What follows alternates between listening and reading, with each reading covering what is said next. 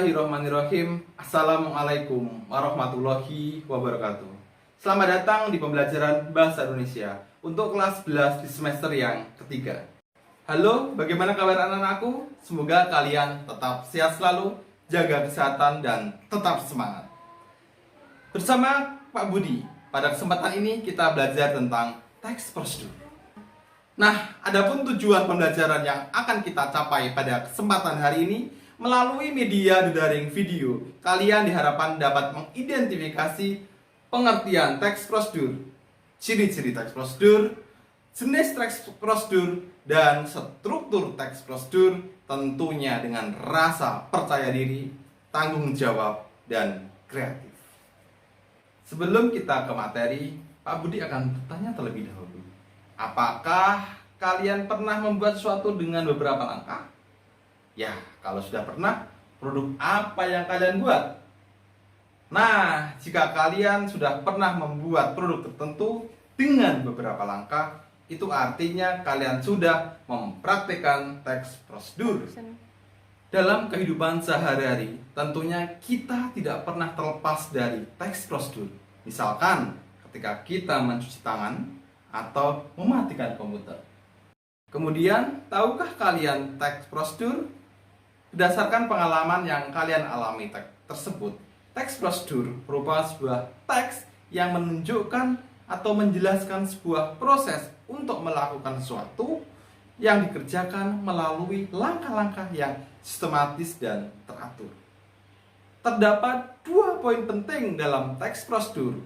Yang pertama, melakukan sesuatu, lalu yang kedua, membuat sesuatu.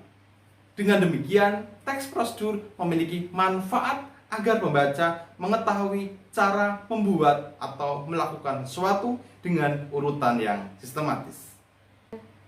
Nah, berdasarkan penjelasan tersebut, kalian sudah paham kan tentang pengertian teks prosedur? Penjelasan berikutnya yaitu tentang ciri-ciri teks prosedur. Ada 4 ciri-ciri dari teks prosedur. Yang pertama, menggunakan kalimat imperatif atau perintah. Misalkan, ambilkan, guntinglah, potonglah, dan sebagainya. Yang kedua, menggunakan kata kerja aktif. Kata kerja aktif adalah kata kerja di mana subjeknya berpotensi sebagai pelaku. Biasanya, kata kerja aktif memiliki imbuhan me atau ber. Contoh, mencuci, menyalakan, berhenti, berjalan, dan sebagainya. Ketiga, menggunakan konjungsi atau kata hubung urutan waktu. Misalkan, lalu, kemudian, selanjutnya, setelah itu, dan sebagainya. Terakhir atau yang keempat, berisikan langkah-langkah atau tahapan.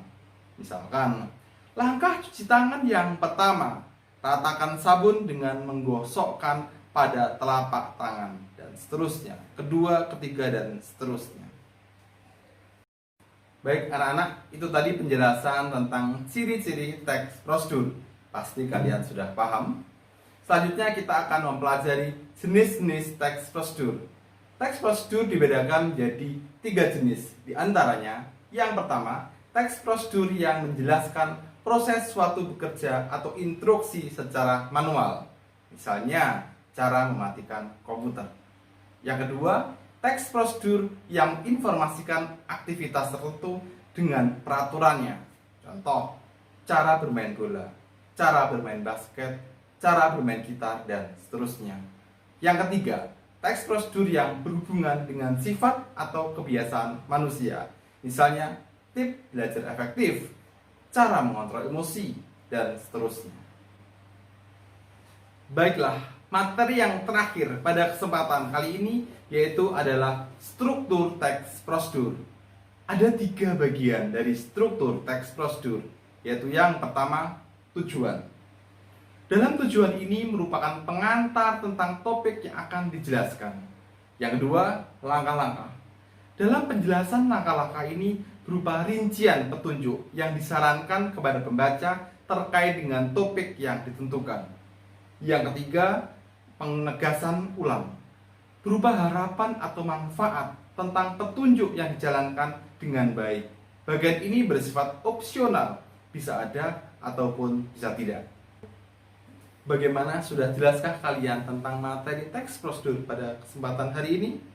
Nah, sebagai kegiatan tidak lanjut, silahkan kalian mencari contoh teks prosedur yang ada di buku siswa ataupun di laman dari internet. Tapi ingat, sertakan sumbernya. Kemudian analisislah struktur-strukturnya. Anak-anakku, barangkali cukup sekian materi yang Bapak sampaikan. Ada kurang lebihnya, saya minta maaf. Silahkan tetap jaga diri, jaga kesehatan, dan tetap waspada. Wassalamualaikum warahmatullahi wabarakatuh.